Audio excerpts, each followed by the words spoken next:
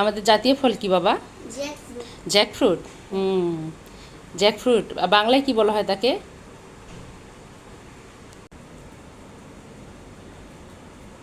আসসালামু আলাইকুম সবাইকে। আপনারা সবাই কেমন আছেন? আশা করি ভালো আছেন। আমরা আল্লাহর রহমতে ভালো আছি। তো আজকের ভিডিওটা শুরু করতেছি ফুল দিয়ে, আর ভিডিওটা শুরু করতেছি সকাল থেকে। তো এই তো ফুল দেখাই দিলাম। এখন আমি যাব নাস্তা বানাতে। রুটি বানিয়ে নিলাম সকাল সকাল। এখন রুটিগুলো ভেজে নেব সুন্দর করে। আর আয়ান বসে বসে মুগলি দেখতেছে, তো ওর ক্ষুধা লেগেছে খুব, ওকে ডিম পোস্ট করে দেব। আর গতকালকে চিচিঙ্গা ভাজি আছে, আর ডিম আমলেট করব, সেটা আমাদের জন্য, আর ওর জন্য করব ডিম পোস্ট। তো রুটিগুলো এখন ভেজে নেব। তার মধ্যে গ্যাস গেছে, আমি এখন এগুলো ইলেকট্রিক চুলায় ভেজে নেব। তো আমি দুটো প্লেটে সবসময় নেই, নাহলে একটার সঙ্গে একটা লেগে যেতে চায়। তো এখন আমরা নাস্তা খাবো। নাস্তার সাথে খাবো কাঁঠাল। কালকে ওর বাবা কাঁঠাল এনেছে। তো বছরের প্রথম কাঁঠাল কিনলাম আমরা। গতবার যেটা খেয়েছিলাম ওর ফুপি দিয়েছিল। তো এখন কাঁঠালটা কাটবো, দেখবো কাঁঠালটা কেমন। তো পেকে গেছে, একটু কাটবো। এইটুক খুলেছি, এই যে অনেকগুলো হয়েছে মাশাল্লাহ। আর এই যে এটা কে কে পছন্দ করেন বলেন তো? এটাকে যেন কি বলে ভুলে গেছি। ছোটোবেলায় কাঁঠাল না খেয়ে যখন কাঁঠাল ভাঙতো না, বসে থাকতাম কেন? এটা খাওয়ার জন্য। কাঁঠাল না খেয়ে আমি এটা খেতাম। এটা খেতে অনেকগুলো কাঁঠালের মোটা মোটা ইয়ে হয়, এটা একটু চিকন, এই যে এটা মোটা। এটা খেতে দারুণ লাগে। কার কার পছন্দ এটা? কিন্তু নামটা ভুলে গেছি, এটাকে কি বলে।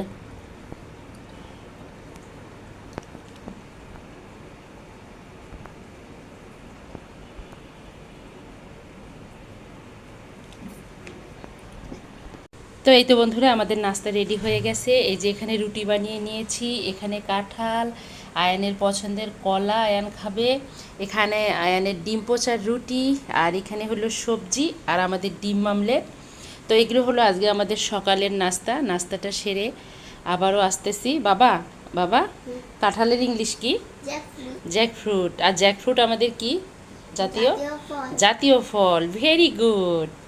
আমার বাবা তো সব জানে আল্লাহর রহমতে, তাই না? মাশাল্লাহ। এখন আমরা খাবো, নাস্তা করব। আচ্ছা বন্ধুরা, নাস্তা করে আমরা আবারও আসতেছি।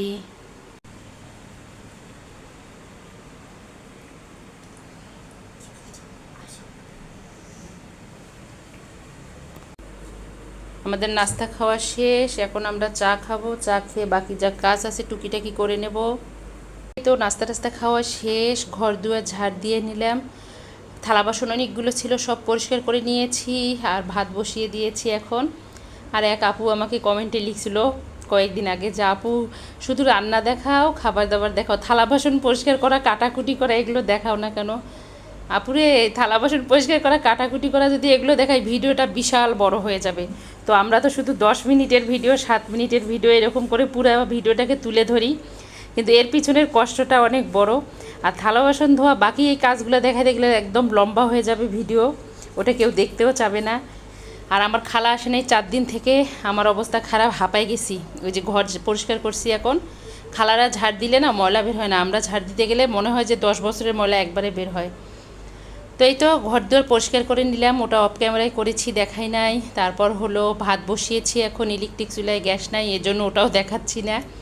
থালা বাসন সব সকালের যা ছিল, বাসি থালা বাসন ছিল, সবগুলো পরিষ্কার করে একদম সুন্দর করে রেখে দিয়েছি।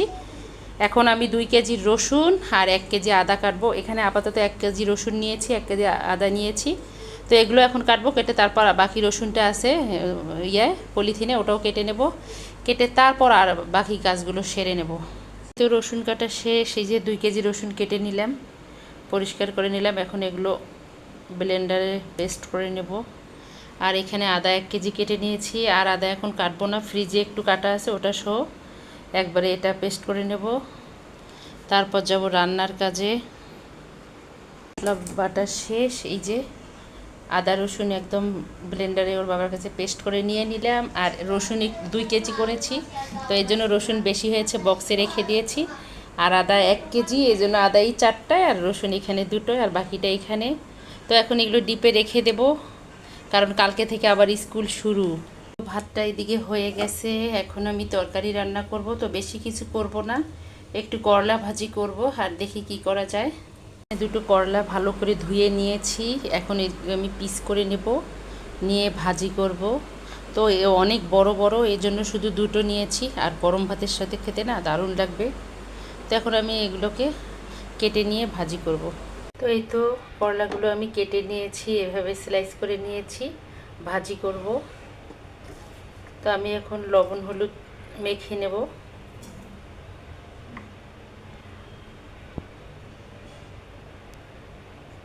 একটু লাল মরিচের গুঁড়া দেব। তো এটা তেলে ভেজে গরম ভাতের সাথে খেতে দারুণ লাগে।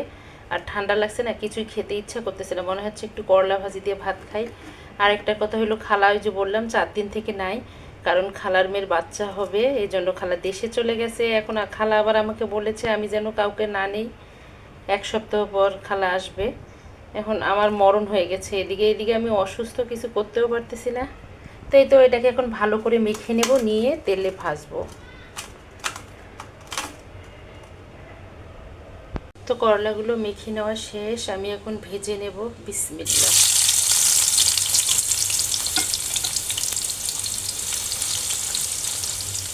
সবগুলো আমি ভেজে নেব।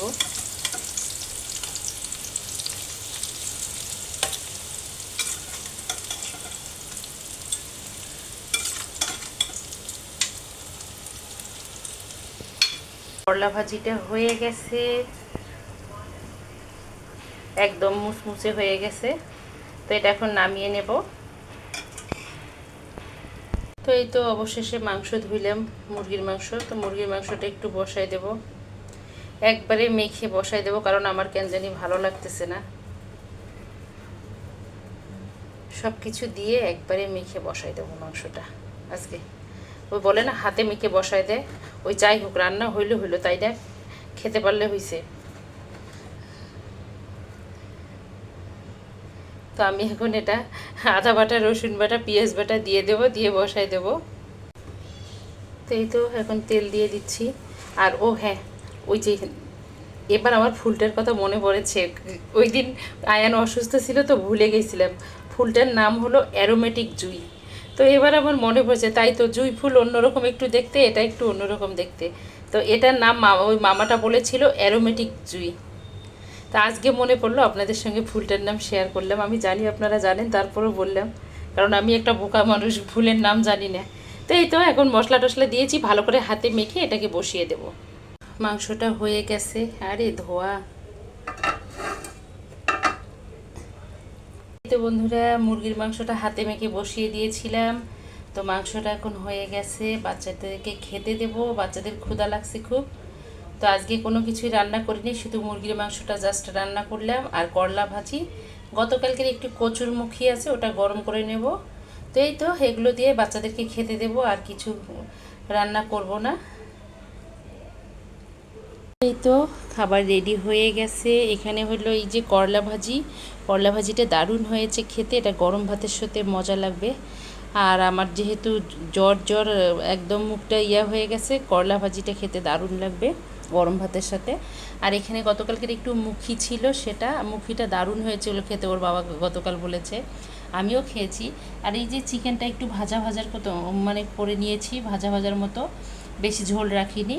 আর এখানে হলো সাদা ভাত। তো আজকে আর কোনো কিছু রান্না করতে পারিনি, শরীরটা খারাপ, এই জন্য এগুলোই রান্না করেছি। এখন আমরা খেয়ে নেব। তো এই তো খাবারটা খেয়ে আবারও আসতেছি। তো আজকে আমাদের বিকেলের নাস্তায় হলো এই তো কেক, আর হলো পেডিস, চিকেন পেডিসটা। তো খাওয়া দাওয়া করে একটু ঘুমাইছিলাম, রেস্ট নিয়েছি। তারপর যা কাজ ছিল সব করে নিয়েছি, কারণ কালকে স্কুল আছে, কালকে থেকে শুরু আবার। কালকে আয়ানকে স্কুলে নিয়ে যাব, কারণ আয়ান স্কুলে যাওয়ার জন্য কান্না করতেছে। তো আল্লাহ বাসিলে কালকে ওকে নিয়ে যাব, যদি সুস্থ থাকে। সুস্থ আল্লাহর মতো হয়ে গেছে, এখন আর ও ওষুধ খাচ্ছে না। তো এই তো এখন আমরা কেক খাবো, আর খাবো পেডিস, খেয়ে খাবো চা। তো আমি চাটা দেখাচ্ছি না, অফ ক্যামেরায় চা খাবো, খেয়ে আয়ানকে পড়তে বসাবো। তো আমার এই ভিডিওটা যে দেখতে দেখতে কোনো বন্ধুর ভালো লেগে থাকে, প্লিজ আমার চ্যানেলটাকে সাবস্ক্রাইব করবেন, অনার্স মমের সঙ্গে থাকবেন, লাইক কমেন্ট শেয়ার করবেন। আর সকল বন্ধুদের জন্য শুভকামনা, সবাই ভালো থাকুক, সুস্থ থাকুক, এই দোয়া করি। আমার জন্য সবাই দোয়া করবে।